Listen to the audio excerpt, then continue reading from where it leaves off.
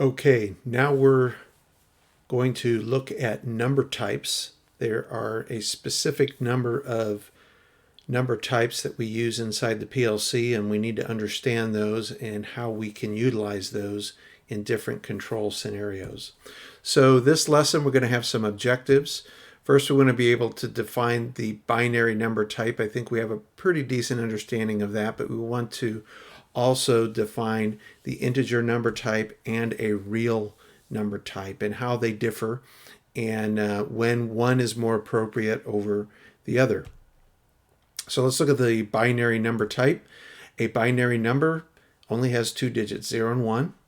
The binary number type is the most commonly used type in the PLC, and an address that is specified at that bit level is representing a binary number. It's put into the input table as a 1 or a 0. So you see there in this table over here, these 1s and 0s represent individual address locations, and the number that is stored there is a binary number.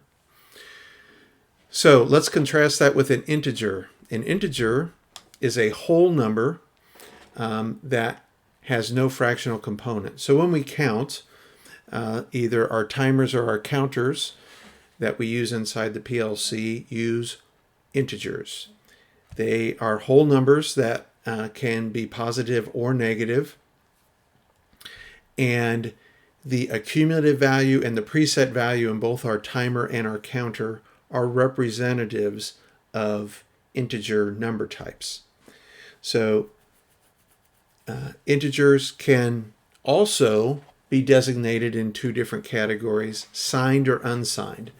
So a whole number is a number on the number line that has no fractional component, and of course the number line can go in the positive direction or the negative direction. Now, when we tell a number that it is signed, that limits the amount of information we can store within 16 bits. If it is unsigned, that opens up the amount of values that we can put in there, and we're going to look at that here in just a moment. So a signed integer can represent both positive and negative numbers, and a unsigned integer can only represent positive numbers. Signed integers must use 1 bit to represent whether that number is negative or positive, and the remaining 15 bits, the memory locations within a word, are used to store the value of the integer. One of those, the 16th bit, is used to store the sign. So both the accumulative and the preset values in timers and counters used in MicroLogic's 500 are signed integers. We don't have the latitude to say I want to use an unsigned integer in there. They're all hard-coded as signed integers. So there is our time on delay function, and both the preset and the accumulative value are integers, and they are signed integers. Signed integers may be stored also in a table, which we're going to learn about in a slide or two here, called the integer table, and we start that with n. We couldn't use the letter I because that was for inputs. So n for integer, and it happens to be the 7th file in our program Explorer window. So that's why they all start with N7, and then the colon and the N would be represented with the number 0 through whatever for the to denote one register from another. And here is what the N7 integer table looks like. We'll look at that a little bit closer here in just a moment. But those are all integers. They're represented in decimal form. So let's look at a integer broken down into its bits and how we can use one of those binary bits to represent the sign. Okay, so we have 16 total bits. This is for a single word signed integer. There are other types. There's a double int, which is 2 words together, and then there's a quad integer, which is 4 words together. But all we deal about currently is the single word integer. It represents enough numbers for all that we need in this course. So we have 16 bits here, and the 1 all the way to the right, or the 0th index, is what we call the least significant bit. Sometimes it's called the least significant digit. It is often denoted just with a 3-letter acronym, LSB or LSD. If you're talking about the decimal number system, the ones place is the least significant digit. And if you're talking about 1,000, the thousands place would be the most significant digit in that particular number. Okay, so the most significant digit to this word is going to be at that location identifier number 15, the 16th bit. But that one is going to actually determine whether the number is positive or negative when we're talking about a signed integer. When we're talking about an unsigned integer, that is not true. But in this case, we're talking about a signed integer, and we must use one of these bits to denote whether it's positive or negative. We have 2 choices, positive or negative, and the binary number system has 2 numbers, 0 or 1. So we're going to use 0 to represent a positive number and a 1 to represent a negative number. So in doing so, that gives us a range within one word, a single signed integer word, of negative 32,768 to 32,767. We're going to look at where those quantities came from here in just a moment, but that's our range. If you look at that span, there's a certain quantity that adds up to, which is the amount of total digits that the 16 bits will equal, and we're going to see that here in just a moment. So here, let's look at the largest signed integer that I can come up with. So the 16th bit has to be 0 for it to be positive, and that's why it's the largest numbers, because it's positive. But the remaining 15 bits are all set to a 1. If we add all those quantities together here, all of these quantities down here at the bottom, we're going to come up with 32,767. We know that it's going to be an odd number because this first bit has a 1 in it, and that bit tells us whether the number is even or odd. If it has a 0 in it, it's going to be an even number. If it has a 1 in it, it's going to be an odd number. And this sum equals our highest number that we can represent with a signed integer, 32,767. When we add 1 to that number, what happens is it rolls over. All of these roll back to a 0, and this becomes a 1. In doing so, remember, a 1 there makes the number negative. So since we have a 1 in the most significant bit, that means we have a negative number, but that also gives us our quantity. So if we use 2 to the 15th, that comes up to 32,768. And so we get that quantity there, but since that bit is on, it actually makes it a negative 32,768. So let's look at the range and how this works out. So if you look at this as a circle where the 16 bits start from our lowest number of 0, well, actually our lowest number is a negative 32,768. But if we start with the binary bits all at zeros, we're going to start at the 0 place on our unit circle here. And as we increase the bits here, as we count through these bits, we're going to come all the way over 180 degrees around our circle here till we get to the maximum amount of bits that we can have on, and it still be a positive number. That's where we get the 32,767. As soon as we add 1 to that, we roll over to this is the only bit that's on and the rest are 0. That makes that a negative 32,768. Now we have to come back around to 0 because we want to represent all the numbers in this range. So we have a little math formula. We're going to take whatever quantity, once we have a 1 here, we're going to take whatever quantity we add this up to, and we're going to subtract 65,536 from it. And so here, if you actually add up those two numbers there, it's going to add up at a quantity that's going to be higher than the absolute value of 16,384, but we're going to subtract from that number the 65,536, and we are going to wind up with a negative number because we want to come back around and we want to come back to 0. So if we have all of our bits on here, that's going to equal 65,535. Well, if we subtract 65,536 from that, we get a negative 1. So that's how we can represent all of those quantities around this circle here and come back around to 0.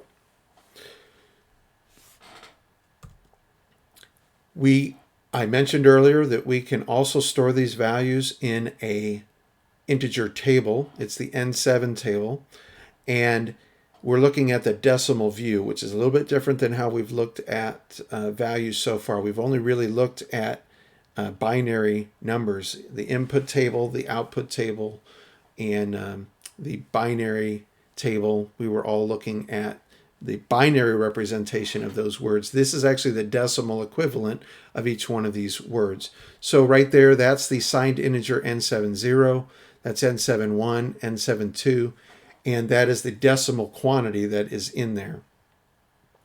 Now, if you notice down here, N70 is highlighted, so you can actually see the address, you can see the symbol for it, and you can see the description. We are looking at the decimal form, but if you click on this radix option, and you can change it to a binary option. So here we're looking at the binary view of that same N7 table. And so now we're listing out them in a horizontal fashion, and then we're showing the bits in those. Now, the symbol and description have to move over here on the row, because now we're highlighting a specific bit in that word, and this is the symbol for that specific bit. It actually hasn't been named. That's why it has the word name /0. You could actually change the symbol of that to another name, but it doesn't really serve a purpose. You could give it a description. We're only concerned with the actual quantities, the decimal quantities in there, but you can look at the binary equivalent if you chose to do so. And so there is where the word and symbol description is, and down here is the bit symbol and description. Don't get those confused. Don't come down here and think that you're putting in a symbol for this entire word. You're actually putting it in just for that bit right there, which we don't want. Okay, let's look at how we can use this N7 table to store some information. And on one of our shop jobs, actually on a couple of them, we want to keep track of run hours instead of run seconds. The seconds are limited to that 32,767, which doesn't work out to too many hours of runtime for a motor. And we really want to keep track of hours. So here we're going to use our retentive timer on, and that retentive, that RTO is going to keep track of motor run seconds, and we are going to, after an hour's worth of seconds, if you take 60 seconds in a minute times 60 minutes in an hour, 60 times 60 is 3,600. So that's where we get this quantity right here of 3,600. So every 3,600 seconds, we are going to set the done bit on this retentive timer. The next line here tests that done bit, and if the timer is done, it's going to take a quantity of 1 or 1 hour, and it's going to add it to whatever the quantity is already stored in N70. This symbol and description are for the N70 in the destination there. So that is the motor 1 run hours, and so we're going to take a 1 hour, and we're going to add it to however many hours we already have stored in there. When we add those two numbers together, we're just going to place it right back into the N70 destination right here. So that's the way of saying, 1 plus however many hours we had, then please store it back in that same register, and it'll be available to us for the next time we want to do this add function. Okay, we only want to do the add function once, and then we want to wait till the next hour. So we have to reset the timer. So down here, I'm examining this done component again, and if I'm done, I've already done this function. Since I'm done, I'm going to go ahead and reset my timer. So when I come back around here and my motor is still running, I'm going to have a resetted timer, and I will begin with an accumulated value of 0, and I'll start timing in seconds again. So that is one way of achieving computing our run hours and using the N7 integer table to store our run hours away. So there, the motor time's in seconds. Every hour, I'm going to add and store it away in my run hours, and then I'm going to reset my timer there. Okay, so let's look at an unsigned integer and how we can actually represent more quantities as long as we're not worried about representing any negative numbers. So we still have 16 bits, so it's just going to be a one-word signed integer. The least significant bit is still just going to be even and odd. That hasn't changed between the two. But our unsigned range is now going to be from 0 to 65,535. And let's look at how that is achieved. So if we set all bits to 1, of course, this most significant bit over here is no longer the signed bit, so now it's just the quantity. If we add all of these numbers together, we get the sum of 65,535. And so we can represent a much higher positive quantity with an unsigned integer than we can with a signed integer. So back to our unit circle here, we start with all of our bits set to 0. That's going to represent 0 in decimal form. We come around to the first 15 bits set to 1. But the 16th bit set to 0, that's still going to be our 32,767. But as soon as we roll over, it's not going to be a negative quantity anymore. It's going to remain positive. So it's going to be 32,768. And then we're going to come around to 3/4 of our circle is going to now represent 49,152. And all the bits on is going to be our 65,535. So that is the difference between an unsigned integer and a signed integer. Okay, let's look at our last number type that we have in this presentation, and it's the real number type. Real numbers are any number that has a fractional component. Basically, any number you can find on the number line is a real number. So technically a whole number would be, like the number 1, could be a real number if you just quantify it as 1.0 because it has a fractional component on it. Anything after the decimal point is going to be a fractional component. Real numbers are used in the PLC to represent analog measurements such as the level of a tank or the temperature of a liquid. We could also change the granularity of our run hours and represent the hours not in whole numbers but in whole and fractional components, and I'm going to show you how to do that here in just a moment. In the RS Logic software, they use the term float, and this is it depends on the system that you're working in. Siemens may call it a reel. Alan Bradley likes to call it a float. In Modicon terms, they like to call it a single or a double. It's just different demarcations for the same type of number that we're talking about here. Mathematical terms, they're all what we call a real number. The term float is short for floating point, which means that the decimal point can float around in the representative number. So here you can see with the quantity 1, 2, 3, 4, 5, 6, that point, that decimal point can float around, and it's really changing the magnitude of that quantity. So the first number is 123.456 is going to be larger than the 12.3456. And of course, the largest number is going to be the 1234.56. Okay, you can see how that term comes about, that decimal point can float around in the number. Floats are stored in the F8 register table.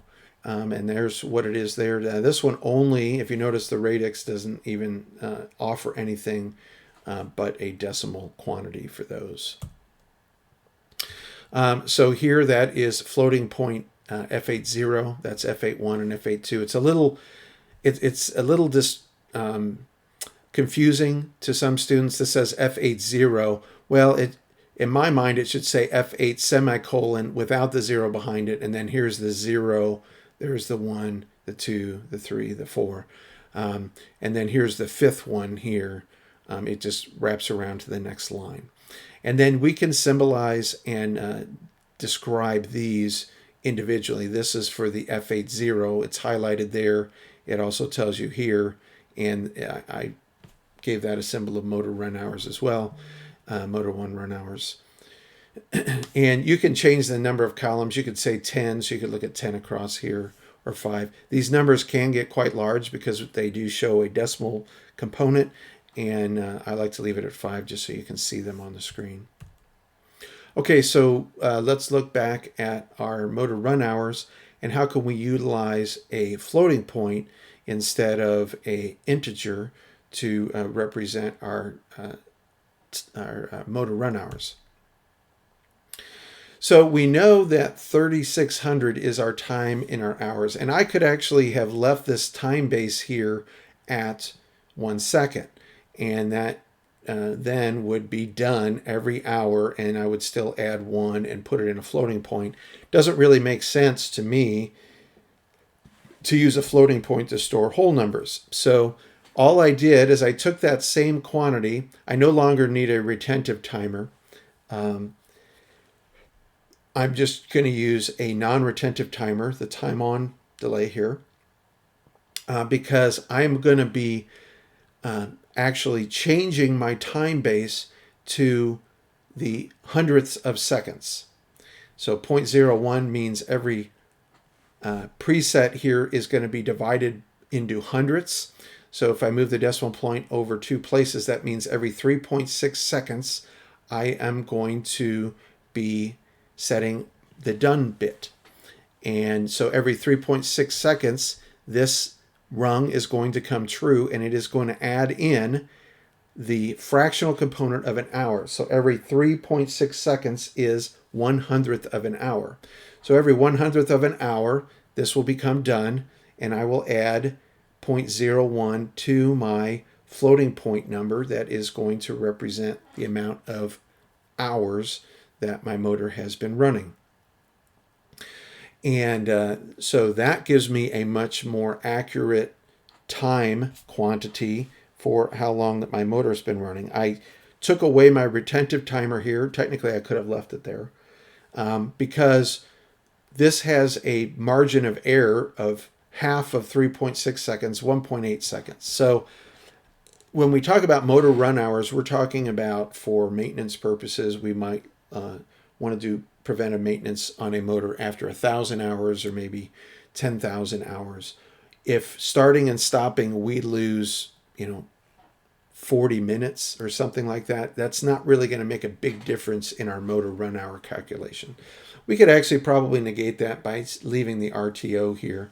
The RTO itself requires that extra line down here, which I've eliminated by making this timer a self-resetting timer here.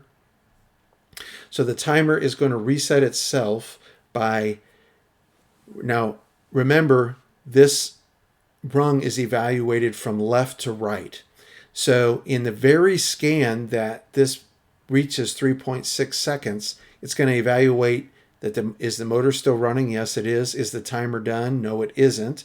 So we reach 3.6 seconds, then the timer done flag is set. Okay, so we're past this. So the timer done flag is set. Then that makes this gain logical continuity. We add one or 0.01 onto our hour timer. When we come back around in the next scan, this is going to evaluate to false because this says, is the timer not done? The timer is done. So once the timer is done, this will evaluate to false, and in doing so, it resets my timer. And in resetting my timer, my accumulated value goes back to 0.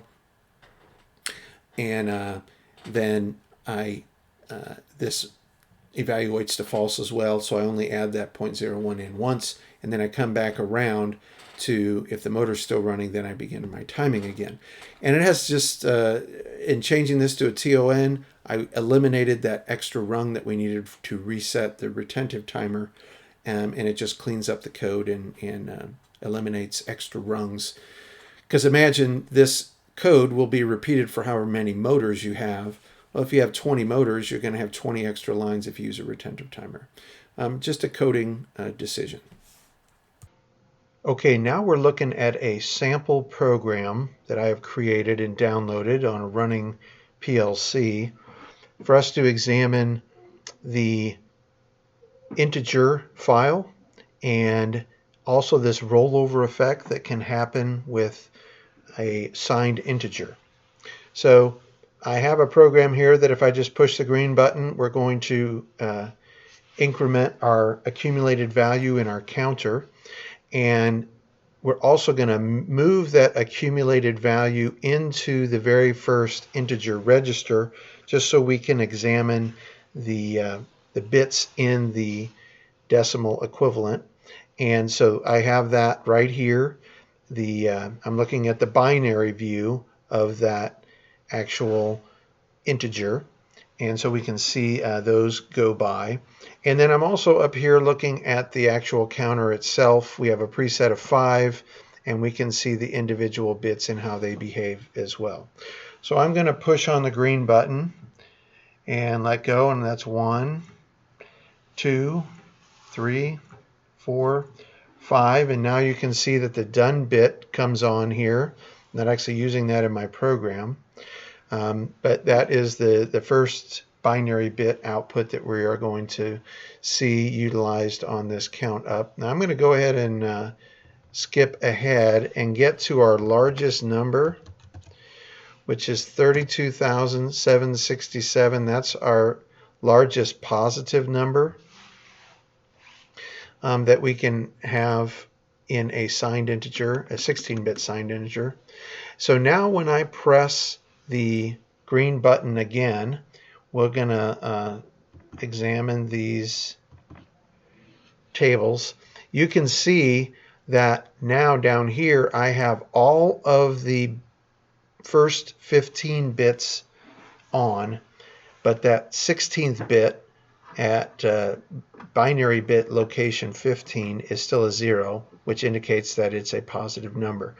Once I push the green push button one more time, you're going to see a rollover happen. And so that rollover happens, we get the 1 here at the 15th bit. The rest go to zeros. We get a negative number here, 32,768, and we can see here the binary bits, and of course then my overflow bit is set.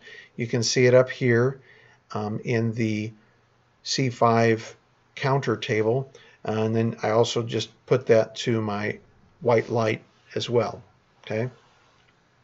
Now as I continue to press the green button, this number is actually going to start approaching 0.